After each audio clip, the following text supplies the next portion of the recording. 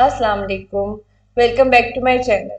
आज का जो मेरा लेक्चर है that is related with angle properties of parallel lines, triangles and quadrilaterals. So हम सबसे पहले डिस्कस करेंगे angle properties of parallel lines. When there are two parallel lines, ये एक this line is parallel to this line और एक third line जो है उनको इंटरसेक्ट कर रही है इस तरह, तो ये वाला जो एंगल है that will be equal to this angle. ठीक है, and this angle will be equal to this angle. ठीक है, इसको कहते हैं corresponding angles. इस यानी कि ये वाला जो एंगल है ये एंगल 1 और एंगल 2, हम ऐसे भी लिख सकते हैं कि angle 1 is equal to angle 2 और ये जो एंगल 3 और एंगल 4 है दीज आर आल्सो इक्वल।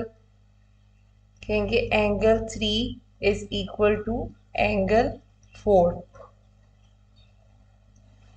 इसको याद रखने के लिए हम एफ की शेप से भी याद रख सकते हैं कि जैसे अगर आपके पास एफ है, so these two angles are equal.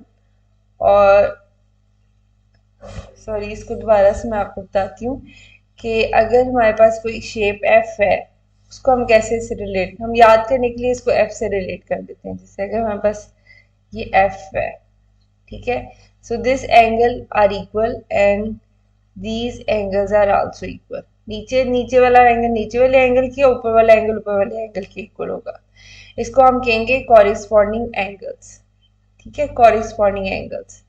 Next है वर्टिकली ऑपोजिट एंगल। अगर आपके पास क्रॉस बन जाए, टू लाइंस जो हैं एक दूसरे को इंटरसेक्ट कर ले, तो जो वर्टिकली ऑपोजिट एंगल्स यानी कि ये वाला एंगल अपने ऑपोजिट एंगल के इस वाले एंगल के इक्वल होगा। अगर ये एंगल 1 है और ये एंगल 2 है तो एक दूसरे के वर्टिकली आमने सामने वाले एंगल्स जो हैं वो एक दूसरे के इक्वल होंगे।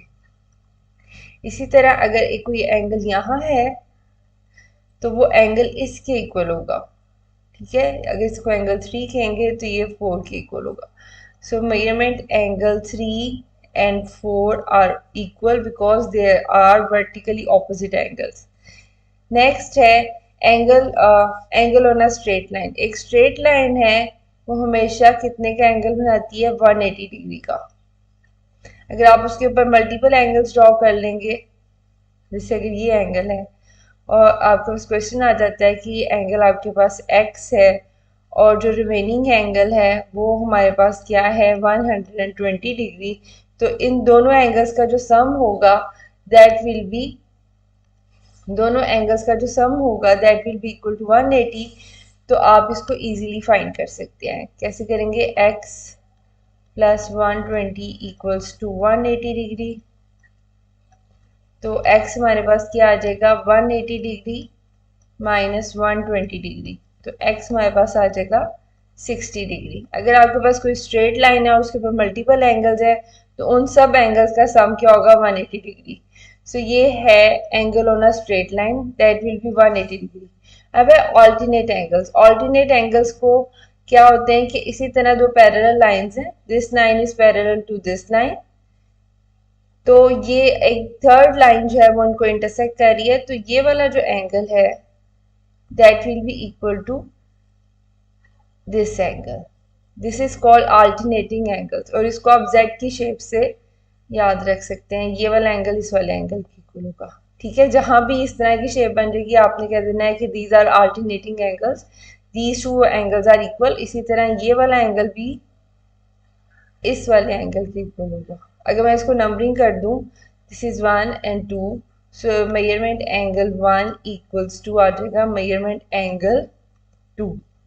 थर्ड वाला अगर ये 3 और ये 4 है तो measurement angle 3 equals to measurement angle 4।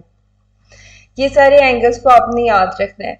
सबसे पहला जो एंगल है उसको मैं रिपीट कर लेती हूँ, that this is corresponding angle. Corresponding angle में आपने एफ की शेप से इसको याद रखना है। ये अंदर वाला एंगल नीचे वाला एंगल नीचे वाले एंगल के इक्वल होगा और ऊपर वाला एंगल ऊपर वाले एंगल के इक्वल होगा।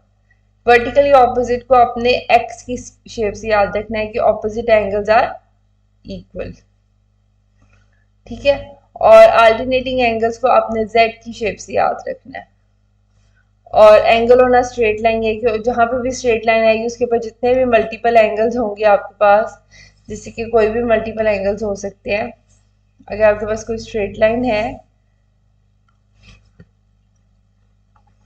ठीक है, एक स्ट्रेट लाइन है और उसके ऊपर ए बी सी, अगर ये एंगल 1 है, ये एंगल 2 है, एंगल 3 है और ये एंगल 4 है, इन सब का जो सम है 1 प्लस 2 प्लस 3 प्लस 4, चारों एंगल्स का जो सम है वो होगा 180 डिग्री।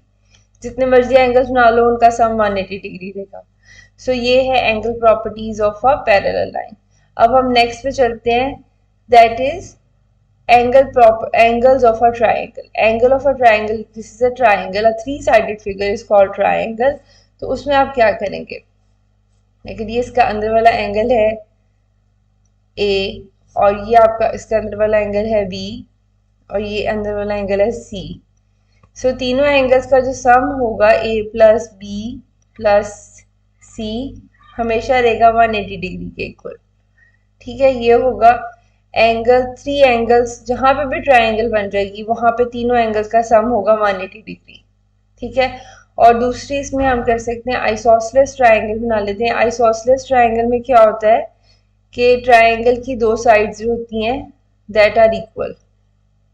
सो मैं दोबारा से बना लेती हूँ, ट्राइंगल की जो दो साइड होती हैं दैट आर इक्वल।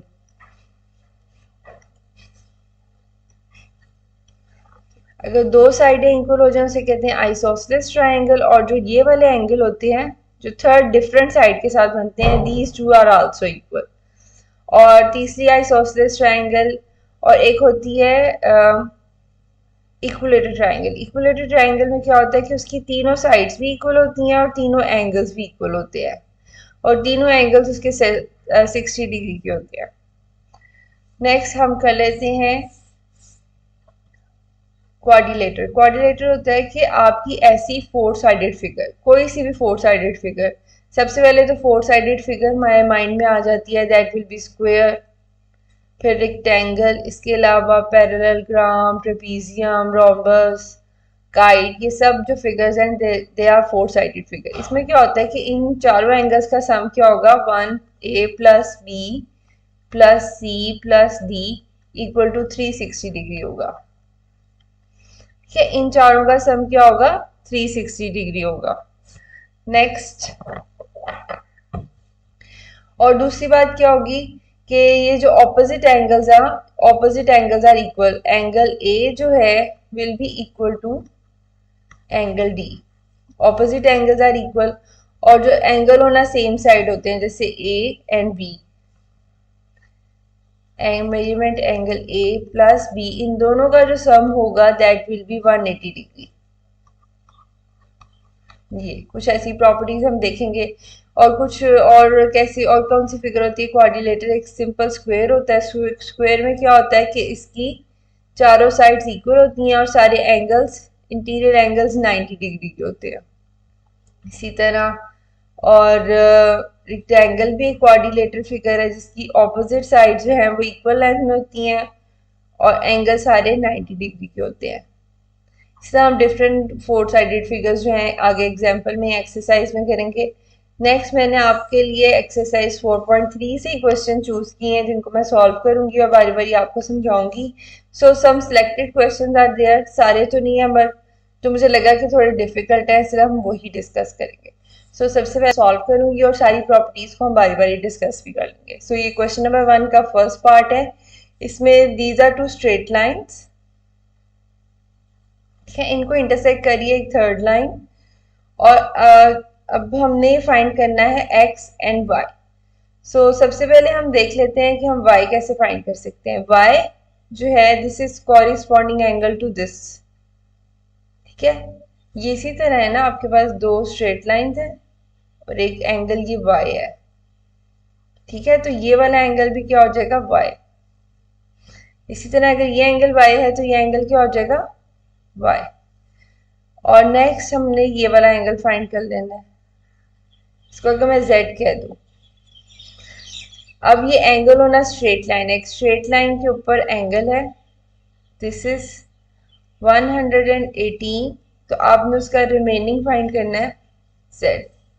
तो मैं लिखूंगी कैसे, z plus 118 equals to 180 degree.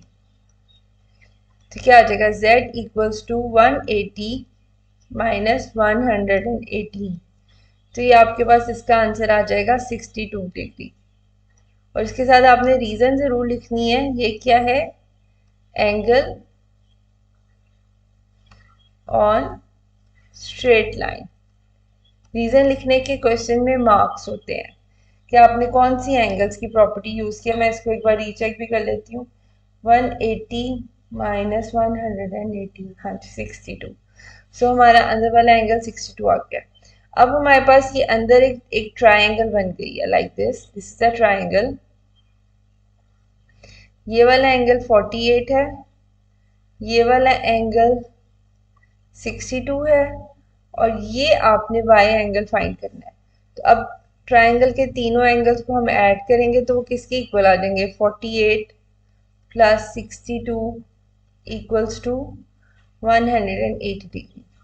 और इसके साथ आपने 3 डॉट्स लगा के रीजन लिखनी है, angles of a triangle, angles of a triangle के तीनों का सम क्या है, 180 डिग्री। सो सबसे पहले हम इनको ऐड कर लेंगे, क्या आ जाएगा, 48 प्लस 62, तो ये मेरे पास आंसर आ जाएगा 100 एंड, थोड़ा सा इसको नीट सा कर लेते हैं, ये आंसर क्या आ जाएगा,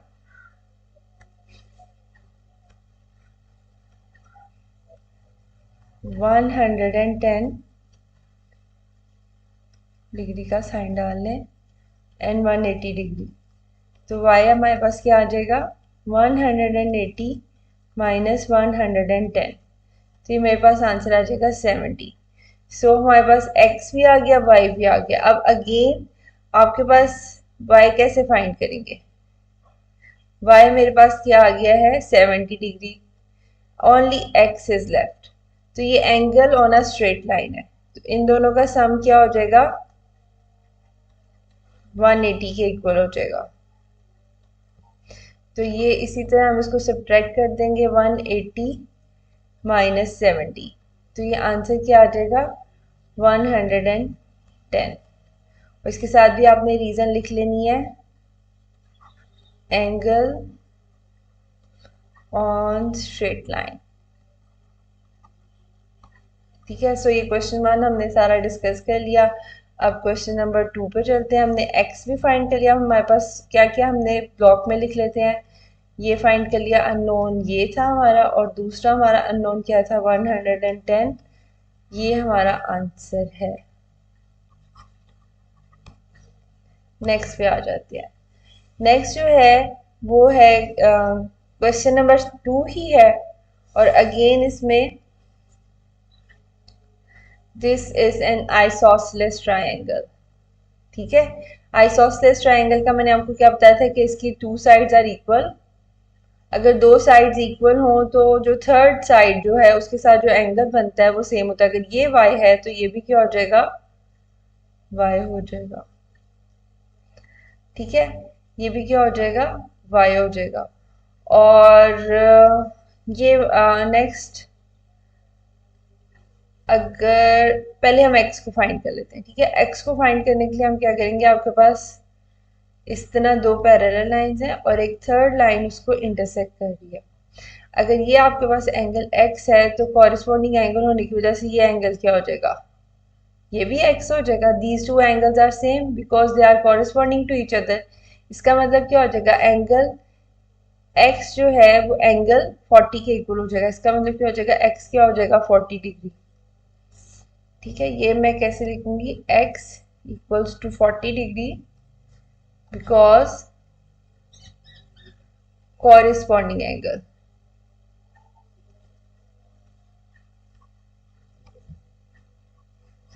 कॉरिस्पॉन्डिंग एंगल है, इसलिए ये उसके इक्वल आ जाएगा। ठीक है, नेक्स्ट क्या हो जाएगा, अगर मैं इस एंगल को जी कह देती हूँ। ठीक है, अब आपके पास एक क्रॉस बन रहा है, ये ठीक है ना, एक क्रॉस बन रहा है।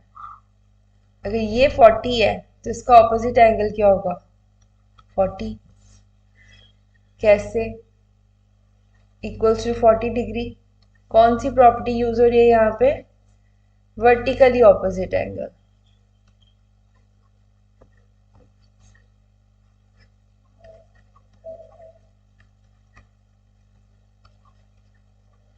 ठीक है, हमने सारी प्रॉपर्टीज भी साथ लिखनी। अब हमारे पास नेक्स्ट एक आइसोसेलेस ट्रायंगल बन गई है, ये हमारा 40 डिग्री आ गया है और ये दो एंगल सेम है और ये एक आइसोसेलेस ट्रायंगल है। इसमें क्या हो जाएगा, y plus y equal plus 40 equals to 180 degree. ये कौन से हो जाएंगे, एंगल्स ऑफ अ, 3 डॉट्स लगाने हैं, एंगल्स ऑफ ट्रायंगल, क्योंकि इन एंगल्स ऑफ ट्रायंगल्स का जो सम है दैट विल बी 180 डिग्री। क्या आ जाएगा, 2y, 180 उधर रह गया और 40 उधर चला जाएगा, नेगेटिव साइन हो जाएगा, तो ये आ जाएगा 2y इक्वल्स टू 140। 2 से हम डिवाइड कर देंगे तो क्या हो जाएगा, 140 डिवाइडेड बाई 2 देगा 70 डिग्री। सो y हमारे पास क्या आ गया, 70 डिग्री।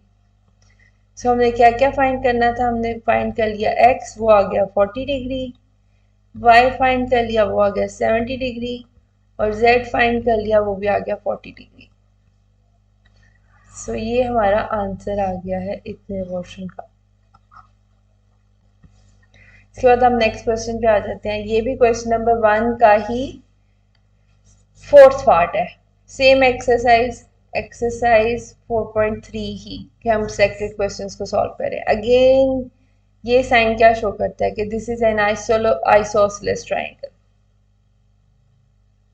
ठीक है, अब हमने फाइंड करना है x। x फाइंड करना है तो उसको हम कैसे सॉल्व करेंगे, अगर ये 120 है तो हम इस पूरे एंगल को फाइंड कर लेते हैं पहले, y। ठीक है, अब हमने क्या किया, इसके अंदर एक बिगर ट्रायंगल बना लिया। ये हमारा 28 है, ये 90 एंगल और ये y है, हम y फाइंड कर लेते हैं। ठीक है, सो सबसे पहले y फाइंड करते हैं, फिर हम ये वाला एंगल, अच्छा y पहले y फाइंड करते हैं। तो y कैसे फाइंड करेंगे, y plus 28 plus 90 equals to 180 degree. Same इसकी भी रीजन लिख लेनी है, एंगल्स ऑफ ट्रायंगल। तो ये क्या आ जाएगा, y प्लस 90 प्लस 28 क्या आता है, 118, 90 प्लस 28, यस 100 118, 180 माइनस करेंगे तो y हमारे पास क्या आ जाएगा, -118, दैट विल बी 62। सो मेरे पास y, ये वाला एंगल क्या आ गया है, y आ गया है 62। नेक्स्ट वो कह रहे हैं कि ये जो स्मॉलर ट्रायंगल है जिसकी 2 साइड्स इक्वल हैं, अगर ये एंगल 90 है तो ये एंगल क्या होगा। तो हम ये, अगर 2 साइड्स इक्वल हैं तो ये वाला एंगल अगर z है तो ये वाला एंगल भी क्या हो जाएगा, z। ये दो एंगल सेम हो जाएंगे, तो ये स्मॉलर ट्रायंगल में क्या होगा, 90 plus z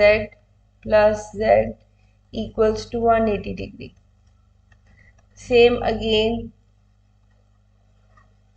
angles of triangle, तो आ जाएगा 90 plus 2z equals to 180 degree. तो 90 प्लस 180 डिग्री माइनस 90 आ जाएगा z 90, ये जो 2 मल्टीप्लाई हो रहा है उधर जाके डिवाइड हो जाएगा, ये हमारे पास क्या आ जाएगा 45 डिग्री। सो ये एंगल हमारे पास क्या आ गया 45। टोटल यहां से यहां तक का टोटल है दैट विल बी 62। अगर इतना पोर्शन 45 है तो रिमेनिंग क्या होगा? ठीक है ना, अब क्वेश्चन क्या बनता है हमारे पास, इसको थोड़ा सा अरेज करके मैं इसको थोड़ा सा नीट सा करती हूँ कि अगर इतना यहां से लेकर यहां इतना पोर्शन हमारे पास 45 है, ठीक है ना, ये जेड था ना, और टोटल हमारे पास 62 है, तो रिमेनिंग हम कैसे फाइंड करेंगे, यानी कि रिमेनिंग एक्स कैसे फाइंड करेंगे? एक्स प्लस 45 करें तो 62 आता है, ठीक है ना, फिर ही ना ये छोटा एंगल और बड़ा एंगल को मिला के टोटल 62 है। तो अब हम इसको कैसे सॉल्व करेंगे, इसको मैं यहाँ सॉल्व कर लेती हूँ कि x प्लस 45 इक्वल्स टू 62। तो x की वैल्यू क्या आ जाएगी 62 माइनस 45 डिग्री डिग्री डिग्री, तो ये आ जाएगा, माइनस करके देखते हैं क्या आता है, 62 माइनस 45, तो ये आ जाएगा 101 ओनली 17, सॉरी 17। सो हमने क्या क्या एंगल्स फाइंड करने थे, हमने फाइंड कर लिया हुआ, सबसे पहले हमने फाइंड किया है, सॉरी सबसे पहले हमने फाइंड किया है x जो कि है 17, हमने फाइंड किया है y वो है 62, और हमने फाइंड किया है z दैट इज 45। सो ये सारे के सारे एंगल्स हमने फाइंड कर लिए हैं। आपने एक्चुअली जिस फिगर को सॉल्व करना होता है उसके सारे एंगल्स को ही फाइंड करना होता है। अब हम आगे हैं क्वेश्चन नंबर 1 के ही फोर्थ पार्ट पर। सो ये इजी है, इसमें सिंपल एक ट्राइंगल है और ट्राइंगल के 3 डिफरेंट एंगल्स हैं। तो हमें पता है कि सारे एंगल्स का सम क्या होता है 180 degree, x plus 360 plus third angle को लिख लेते हैं ये वाले को, x plus 30 degree plus 2x equals to 180 degree. और इसकी आपने रीज़न यही लिख लेनी है, एंगल्स ऑफ ट्राइंगल। और क्या आ जाएगा अब इसका 2x plus 2x plus 2x क्या आ जाएगा 6x, 30 प्लस नहीं 60 plus 30 equals to 180 degree, 6x plus 90 equals to 180 degree, 6x 90 minus 90 degree, 6 90 degree. अब 6 जो इधर मल्टीप्लाई हो रहा है दूसरी साइड पर जाके डिवाइड हो जाएगा, तो ये हमारे पास क्या आंसर आ जाएगा, ये आंसर आ जाएगा हमारे पास 90 डिवाइडेड बाय 6, ये आ जाएगा 15। सो x की वैल्यू 15 आ गई। सो यही हमें रिक्वायर्ड था, यही हमारा आंसर था। सो अब नेक्स्ट क्वेश्चन पे आ जाते हैं, ये भी सेम, ये क्वेश्चन नंबर 2 का फोर्थ पार्ट है। अब ये क्वाड्रिलेटर से रिलेटेड है। क्वाड्रिलेटर की हमने क्या क्या प्रॉपर्टीज पढ़ी थी, उसमें हमने पढ़ा था कि इसकी 4 साइड होती हैं और 4 एंगल्स का सम 360 होता है। और अब भी ये क्वाड्रिलेटर की एक स्पेशल फिगर है विच इज स्क्वायर, ठीक है, स्क्वायर है तो इसके सारे एंगल्स क्या होंगे 90, ठीक है ना, स्क्वायर के सारे एंगल्स क्या होते हैं 90, और सारे एंगल्स का सम 360 है, कॉर्नर्स वाले सारे एंगल्स का। अब हमने फाइंड करना है दिस x, ठीक है, और अगर ये 60 है ये 90 है तो हम पहले ये वाला एंगल फाइंड कर लेते हैं। अगर मैं इसको y कह लूँ फिर हम ये वाला एंगल फाइंड करेंगे।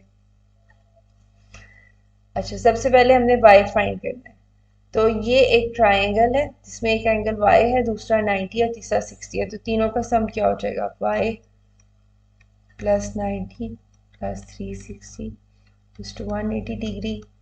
रीजन आपने उसी तरह लिखनी है, एंगल्स ऑफ ट्राइंगल। तो ये क्या आ जाएगा y plus 150 degree equals to 180 degree. तो y क्या आ जाएगा 180 डिग्री माइनस 150 डिग्री, y आ जाएगा 30 डिग्री। सो y हमारा आ गया है 30 डिग्री। नेक्स्ट हमने z फाइंड करना। अब ये टोटल एंगल 90 है, अगर इतना 30 है तो रिमेनिंग क्या होगा? तो उसके लिए हम क्या करेंगे कि मैं लिखूंगी z प्लस 30। ठीक है, ये इतना z है और इतना 30 है, और इन दोनों का सम किसके इक्वल होगा? 90 डिग्री के। तो z हमारे पास क्या आ जाएगा 90 माइनस 30 डिग्री, तो ये आ जाएगा 60 डिग्री। तो z हमारा क्या आ जाएगा 60 डिग्री। अगेन अब ये दूसरी ट्रायंगल इस तरह से है, ये हमारा x है, ये 60 डिग्री है और ये राइट एंगल है। तो हमने अब तीसरी ट्रायंगल में x को फाइंड करना हो, क्या हो जाएगा? ये हमारा क्या आ गया है 60 degree. 60 90 x equals to 180 degree. 60 plus 90 equals to 180 degree. ये क्या आ जाएगा 60 प्लस 150 इक्वल्स टू 180 डिग्री। तो x हमारे पास क्या आ जाएगा 30 डिग्री। सेम रीजन लिखनी है आपने, एंगल्स ऑफ ट्रायंगल। तो ट्रायंगल, तो ये हमारे पास x क्या आ गया है 30 degree, which is the required answer. ठीक है, अब नेक्स्ट क्वेश्चन की तरफ चलते हैं। नेक्स्ट भी सेम क्वेश्चन नंबर 3 का सेकेंड पार्ट है, और again it is a quadrilateral 4 sided figure and this time it is rectangle. तो इसके भी सारे कॉर्नर्स का जो एंगल है दैट विल बी 90 डिग्री। सबसे पहली बात तो ये है। ठीक है, हमने अब एंगल फाइंड करना है, एंगल फाइंड करना है। और ये भी मुझे पता है कि इसकी ऑपोजिट साइड्स होती हैं वो एक दूसरे के पैरेलल होती हैं। This side is parallel to this side. ठीक है, तो अगर आप यहाँ पे देखें क्या हो रहा है, एक लाइन इस तरह और एक लाइन इस तरह पैरेलल है, और इस तरह ये एक शेप बन रही है। अगर ये एंगल 35 है तो ये एंगल क्या होगा? ये दोनों सेम हो जाएंगे, यानी कि अगर ये 35 है तो ये एंगल भी क्या हो जाएगा 35 डिग्री। तो हम क्या लिखेंगे x इक्वल्स टू 35 डिग्री। अब ये क्यों 35 डिग्री है? Because of alternating angles. Alternating, क्योंकि एक दूसरे के ऑल्टरनेट है ना, इसलिए ऑल्टरनेटिंग एंगल्स। सो x तो आ गया। अब हमने सेकंड फाइंड करना है। अगर इतना x है तो आपने बताना है, अगर ये वाला एंगल फाइंड कर लेते हैं। ठीक है, अब इन दोनों का जो सम है x और y का जो सम है दैट विल बी 90 डिग्री, क्योंकि कॉर्नर पे एंगल 90 होता है। तो हम लिखेंगे 35 plus z equals to 90 degree. तो z क्या आ जाएगा 90 माइनस 35। तो z का आंसर क्या आ जाएगा 90 माइनस 35 करेंगे तो 55। ठीक है 55। सो ये एंगल आ गया 55। अब ये एक स्ट्रेट लाइन, अगर यहाँ पे एंगल 90 है तो इस तरफ भी 90 होगा। अब ये एक ट्रायंगल बन गई है जिसमें ये वाला एंगल है 55, ये 90 और y। सो ट्रायंगल के 3 एंगल्स में से एक एंगल को हम इस तरह फाइंड करेंगे। तीनों का सम किसके इक्वल हो जाएगा 180 डिग्री के। तो ऐसे लिख लेंगे। और रीजन आपने उसी तरह लिख लेनी है, एंगल्स ऑफ अ ट्रायंगल। तो ये क्या आ जाएगा 55 90 प्लस 90 प्लस 55 90 प्लस 55 145। ठीक है, 145 इक्वल्स टू 180 डिग्री। तो y आ जाएगा 180 माइनस 145। तो अब क्या आ जाएगा 180 माइनस 145। तो ये एंगल आ जाएगा 35 डिग्री। सो हमें यही रिक्वायर्ड था और x हमारा आ गया था 55. So this is the answer.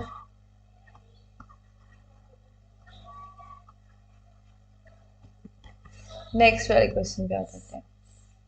Next जो क्वेश्चन है उसी सेम एक्सरसाइज 4.3 का ही है और इसका ये थर्ड क्वेश्चन है. थर्ड क्वेश्चन में again this is the quadrilateral four sided figure 1 2 3 and 4. So four sided figure, उसको मैं अरेज करने लगी थी. ये क्वाड्रिलेटर फोर साइडेड फिगर है लेकिन ये है पैरेललोग्राम. पैरेललोग्राम में क्या होता है, इसकी ऑपोजिट साइड जो है लेंथ में तो इक्वल होती है मगर एक दूसरे के पैरेलल होती हैं. सो ये वाली साइड के पैरेलल होगी और इसमें ये एंगल 90 नहीं होगा. पहले 90 था ना, वो रेक्टेंगल या स्क्वायर बन जाता है. इधर 90 नहीं है. इसमें क्या होगा, इसके ऑपोजिट एंगल सेम होंगे. सो अगर ये 120 है तो ये वाला एंगल भी क्या हो जाएगा 120 डिग्री. ये क्वाड्रिलेटर की प्रॉपर्टी है. तो हम क्या करेंगे, x plus 54 equals to 120 degree और इसके साथ लिख लेंगे एंगल्स ऑफ क्वाड्रिलेटर. इसको शॉर्ट में लिख लेते हैं. तो ये आ जाएगा x 124 माइनस 54. तो x का आंसर क्या हो जाएगा 124 माइनस 54, 124 माइनस 54 70 डिग्री देगा 70 डिग्री. सो x हमारा आ गया 70 डिग्री. अब दूसरा आप देखें, ये दो पैरेलल लाइंस हैं. These are two parallel lines और ये एक लाइन उनको इंटरसेक्ट कर रही है. अगर ये एंगल y है तो ये एंगल क्या होगा, अगर ये एंगल y है, सॉरी अगर ये एंगल 26 है तो ये वाला एंगल भी क्या हो जाएगा 26 हो जाएगा. सो ये वाला एंगल तो सिंपली 26 हो जाएगा. सो y इक्वल्स टू 26 हम लिख लेंगे because of alternating angles.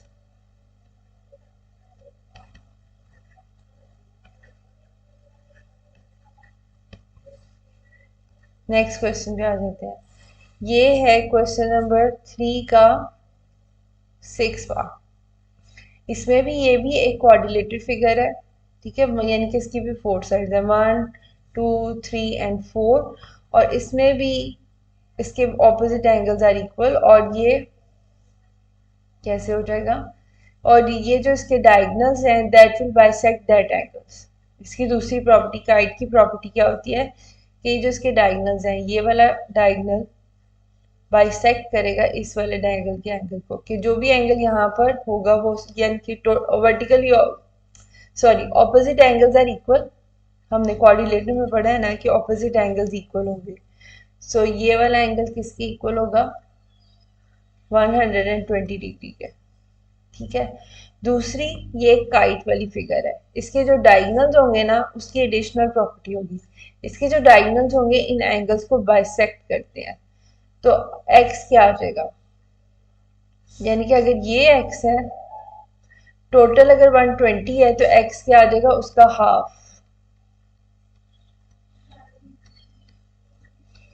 60 degree.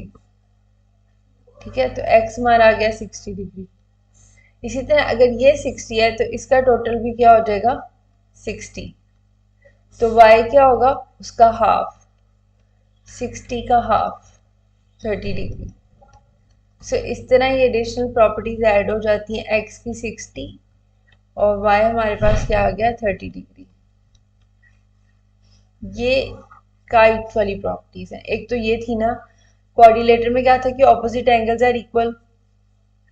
Second, अब इसमें जो डायगोनल्स हैं वो एंगल्स को बाइसेक्ट कर देते हैं. अगर इसका टोटल 120 है तो इधर वाला हाफ क्या होगा 60, इधर वाला हाफ भी क्या हो जाएगा 60. अब ये भी वर्टिकली ऑपोजिट एंगल से, अगर इतना 60 है तो ये भी 60 होगा. तो y उसका हाफ होगा, इस तरह y आ गया 30 डिग्री. नेक्स्ट क्वेश्चन है वो क्या है, ये भी सेम एक्सरसाइज 4.3 का 8th पार्ट है. इसमें भी हम क्या करेंगे, these two lines are parallel, ठीक है ना, ये पैरेलल लाइंस हैं और इनका ये वाला अगर एंगल 24 है तो ये वाला एंगल क्या होगा, ये पैरेलल लाइंस है तो ये भी 24 होगा बिकॉज ऑफ ऑल्टरनेटिंग एंगल्स। का मतलब है एक्स की वैल्यू क्या आ जाएगी 24। तो हम सिंपली लिख देंगे x equals to 24 alternating angles.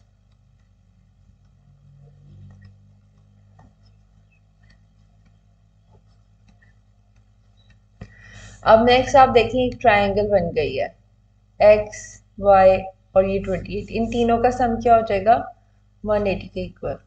24 plus 28 equals to 180 degree और इसके साथ अगेन रीजनिंग वही लिखनी है, एंगल्स ऑफ ट्राइंगल। तो ये क्या आ जाएगा y में 28 प्लस 24 क्या हो जाएगा 28 प्लस 24 52, ये आ जाएगा 52 180 डिग्री। तो y हमारे पास क्या आ जाएगा 180 माइनस 52। तो अब इसको 180 में से माइनस करेंगे तो हमारे पास आंसर आ जाएगा 128। सो हमारे पास दोनों आंसर्स आ गए हैं, x का आंसर 24 आ गया है और y का आंसर आ गया है 128। सो होपफुली आपको क्वेश्चन सॉल्व करने आ गए होंगे। मैंने आपको तकरीबन एक्सरसाइज से रिलेटेड सारी प्रॉपर्टीज भी बता दी हैं, दोबारा से रिवाइज भी करा दी हैं और जो इंपॉर्टेंट क्वेश्चंस थे उनको भी रिवाइज करा दिया। बाकी के क्वेश्चंस थोड़े सिंपल हैं, वो आप खुद भी कर सकते हैं। सो मिलते हैं नेक्स्ट लेक्चर में। आप मेरे चैनल को सब्सक्राइब कर लें, लाइक करें, शेयर करें और अगर आपको मेरी लेक्चर्स अच्छे लग रहे हैं तो अच्छे अच्छे कमेंट्स करें। आपके लाइक करने से जो लेक्चर्स हैं ये बहुत से और लोगों तक पहुंचेंगे, जितना फ़ायदा आपको हो रहा है उनको भी होगा। So best of luck for your exams. Next lecture तक के लिए अल्लाह हाफिज़, टेक केयर, बाय बाय।